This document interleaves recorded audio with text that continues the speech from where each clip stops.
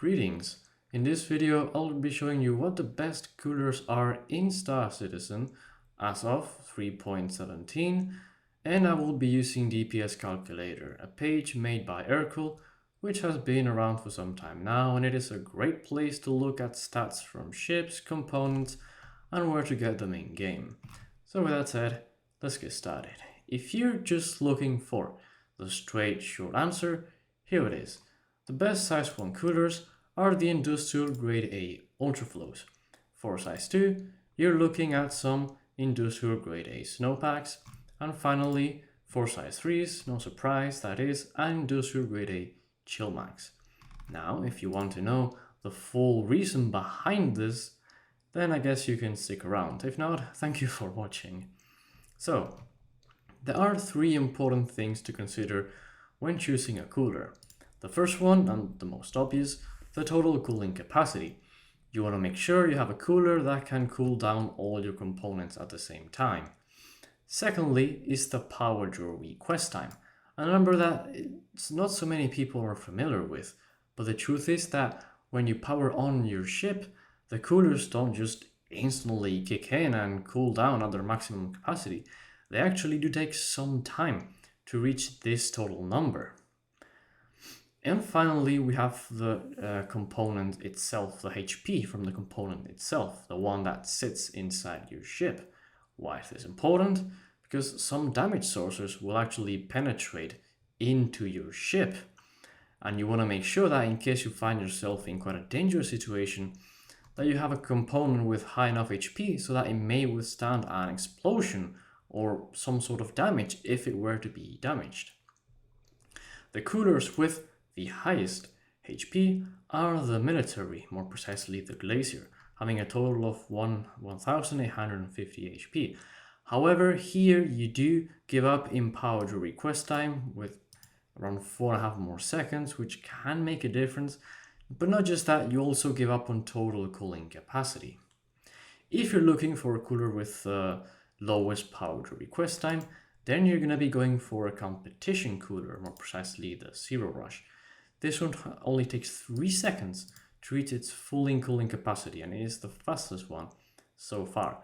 However, you give up in HP with a mere 365, which is like around 5 times less than the military, which means that it is more susceptible to actually breaking down in a fight or even just by itself.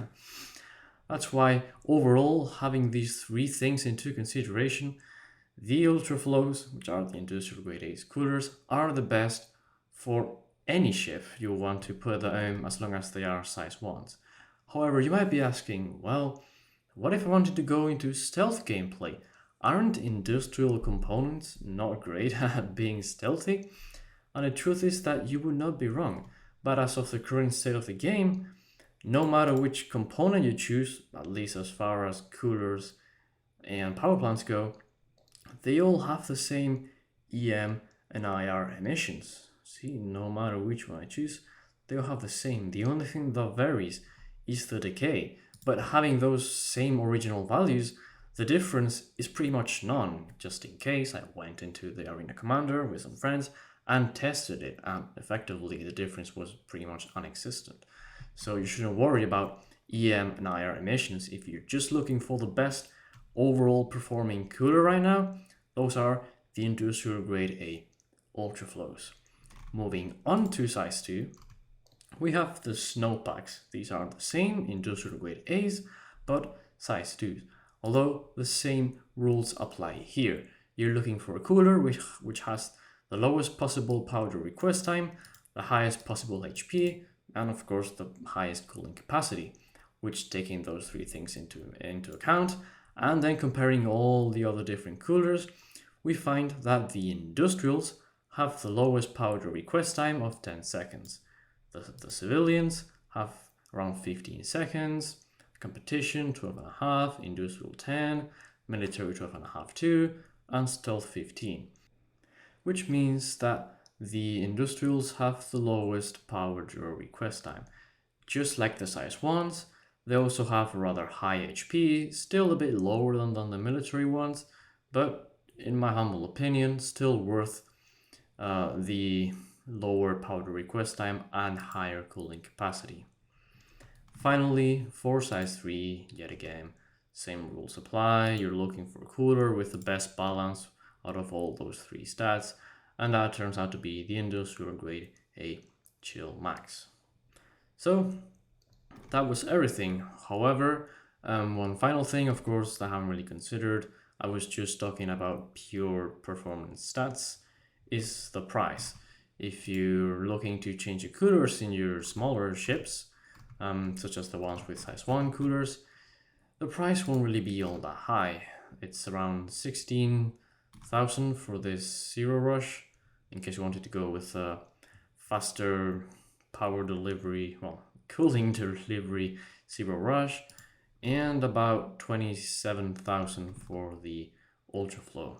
However, if you're moving on into a size 2 or let alone the size 3, prices are definitely going to go higher, with around 82,000 for the size 2s, just one of them. If your ship has 2 or even 3, that's all going to add up. And let alone the size 3s, the whopping almost 300,000 of AUEC, it might be a bit too much to invest in a cooler whose civilian version might as well just perform as well in terms of real world usage. But if you truly want to have the best performance cooler in terms of resistance, in terms of power delivery and total cooling capacity, then you know which cooler to go for. And that was it. I hope you found this video somewhat informative. Please feel free to leave me any comment below if you had any questions, doubt, or simply wanted to discuss in more depth all about these coolers. And in the following video, I'll be talking about the power plants. But anyways, that was all, and thank you for watching.